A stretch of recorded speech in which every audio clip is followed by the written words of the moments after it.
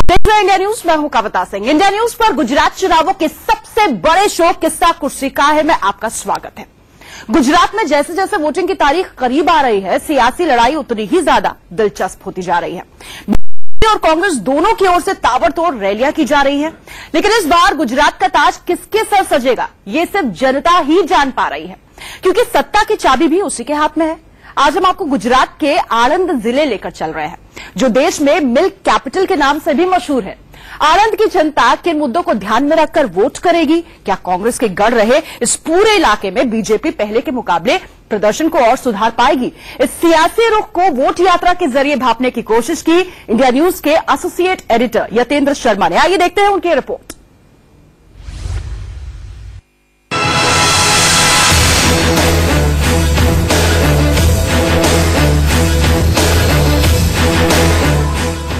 गुजरात में चुनावी समर शुरू होने के साथ ही राजनीतिक पार्टियों में एक दूसरे को शेह और मात देने का खेल शुरू हो चुका है, और इस खेल के बीच में आम जनता का क्या रिएक्शन है उसको जानने के लिए हम अपनी वोट यात्रा लेकर पहुंच गए हैं गुजरात के आणंद जिले में। आणंद जिले की पहचान है अपने अमूल फैक्ट्री की वजह से, अमूल प्लांट की वजह से, जिसने पूरे देश में एक श्वेत क्रांति लाने का काम किया।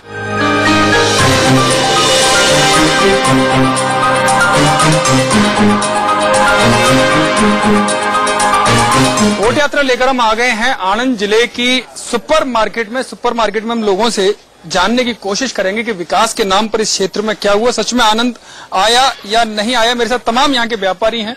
मैं आज सबसे पहले आपसे जानना चाहूंगा, क्या आपके क्षेत्र में डेवलपमेंट हुआ या नहीं हुआ? हमारे क्षेत्र में जो है आजकल डेवलपमेंट तो हो रहा है, पर व्यापारी वर्ग को बहुत तकलीफ है।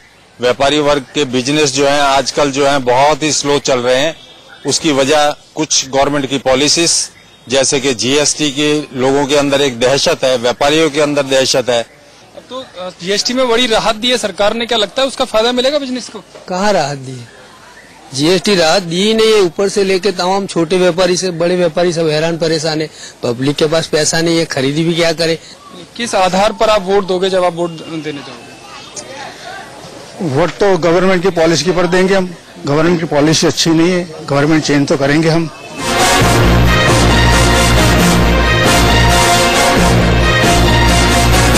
क्या आपको लग क्या रहा है कि चुनाव में किस तरह का माहौल है? क्या लगता है कि विकास के नाम पर वोट पड़ेगा, और आप जब वोट डालने जाएंगे तो क्या सोच कर देंगे? भाई विकास का नाम तो ये ले रहे हैं, लेकिन विकास में कुछ नजर नहीं आ रहा है। एक साल से जब से ये नोटबंदी हुई है, जीएसटी आया है, तब से व्यापार नहीं है। व्यापार ऐसा समझो 50-60% हो गया, 40% व्यापार निकल गया है। तो सरकार लग रहा है कि प्रेशर में आ गई है, जीएसटी में बड़ी राहत कल अनाउंसमेंट किया है। वो तो मजबूरी तो होगी ना, क्योंकि आज जो उन्होंने तो लागू कर दिया, अब पब्लिक को उसका जो भुगतान करना पड़ रहा है वो पब्लिक के ऊपर आधार है ना।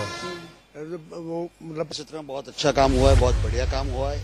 ये कांग्रेस वाले भ्रम पैदा कर रहे हैं, क्योंकि उनकी सीट भी आने वाली भी नहीं है।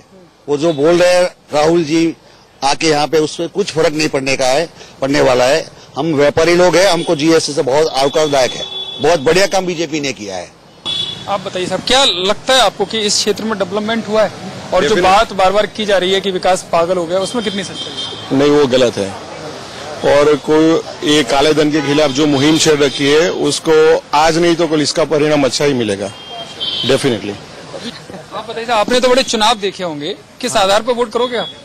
हमने डेवलपमेंट के आधार से वोट करेंगे। हमारा किसी जगह का मत देखो, हमारा आनंद का डेवलपमेंट इतना हो गया है और चारों ओर इतना अच्छा डेवलपमेंट कॉरपोरेशन कर रही है कि अभी 3 टर्म से मैं देखता हूँ भाजपा की गवर्नमेंट इधर कॉरपोरेशन है और सब जगह डेवलपमेंट हो रहा है। आज इसी हिसाब से चारों ओर हमारी जो प्रॉपर्टी है उसका सबका भाव बढ़ रहा है। आणंद शहर में व्यापारियों से बात करने के बाद अब हम आ गए हैं बल्लभ गोविंद नगर के जो जीवकरण ग्रुप ऑफ इंस्टीट्यूट है, वहां पर तमाम स्टूडेंट्स यहां पर हमें मिलेंगे और उनसे जानेंगे कि कितना विकास उनके क्षेत्र में हुआ है या फिर केवल बादे हवा बह रहे। मैं सबसे पहले आपसे जानना चाहूंगा, क्या लगता है यूथ के हिसाब से इस विधानसभा क्षेत्र में सरकार ने काम किया? यहाँ सरकार ने कुछ काम नहीं किया। यहाँ सबसे बड़ी सरदार के नाम की सरदार पटेल यूनिवर्सिटी आई है। आप देखिए कि 22 साल से भाजपा की सरकार है ना, यहाँ कोई गवर्नमेंट कॉलेज की फैसिलिटी है, पुरानी सरकार ने दी हुई है। यहाँ पे सेल्फ फाइनेंस कॉलेज के मॉल खुल चुके हैं, बिजनेस खुल चुके हैं। यहाँ पर सरकारें काम कर रही हैं, स्टूडेंट्स को फायदा मिल रहा है डेवलपमेंट का। यहाँ सर कर ही रही है काम, क्योंकि अभी तक तो जो सरकार थी 60 साल तक कुछ किया ही नहीं है, ऐसा बोले तो चाहिए। 60 साल में यहाँ पे मैं आपको बता दूं, बीवीएम इंजीनियरिंग कॉलेज कांग्रेस की सरकार में, बीजेवीएम कॉलेज कांग्रेस की सरकार में, नलिनी कॉलेज कांग्रेस की सरकार में, एमबी साइंस कॉलेज कांग्रेस की सरकार में, इंदिरा गांधी के सरकार में ये सरदार पटेल यूनिवर्सिटी की स्थापना हुई। ये भाई साहब यहाँ पे मुझे एक भी कॉलेज गवर्नमेंट भाजपा की सरकार में एक कॉलेज का नाम दे दे, ये जो कहे करने के लिए मैं तैयार। नहीं, पढ़ाई में तो कुछ भी डेवलपमेंट नहीं है, वो तो छोड़ दीजिए, लेकिन यहाँ पे जो जनरल पब्लिक रह रही है उनके लिए ना रोड की व्यवस्था है, ना पानी की व्यवस्था है, ना बिजली है। एक्सप्रेस बिजली तो 24 घंटे आती है। उन लोगों के बैनर देख लीजिए, कांग्रेस के बैनर देख लीजिए, उस पे ही लिखा होगा कि 16 घंटे ही बिजली मिलेगी। हमारे हमने आरक्षण का कमिटमेंट नहीं किया है, हमने ईबीसी का कनेक्शन किया और हम वो देंगे। तो भाजपा ने भी ईबीसी का किया, तो पहले देना चाहिए ना। आपकी सरकार थी, इतने पाटीदार मर चुके, इतने पाटीदार जेल में गए, तब आप क्या कर रहे हैं? सोलंकी ने क्या किया था जब खेडूत वो नहीं 84-85 में आपका आंदोलन था, ये 84-85 में आपने कहा था हम देंगे। अभी ईबीसी चल रहा है, केंद्र सरकार भाजपा तय करेगी जनता की कितना कौन किसको क्या देता है, कितना विकास यहाँ पर हुआ, ये आखिरकार जनता को तय करना है। लेकिन जब वोट पड़ेंगे तो आनंद की जनता ये भी ध्यान में रखेगी कि उनके लिए किस राजनीतिक पार्टी ने विकास के क्षेत्र में आनंद दिया है और या यहाँ की जनता उनको बदले में किस राजनीतिक पार्टी को आनंद देगी। कैमरामैन पंकज के साथ यतेंद्र शर्मा, इंडिया न्यूज, आनंद। तो देखा आपने, कुछ मुद्दे हैं, महत्वाकांक्षाएं हैं और मलाल भी है लोगों में। अब बात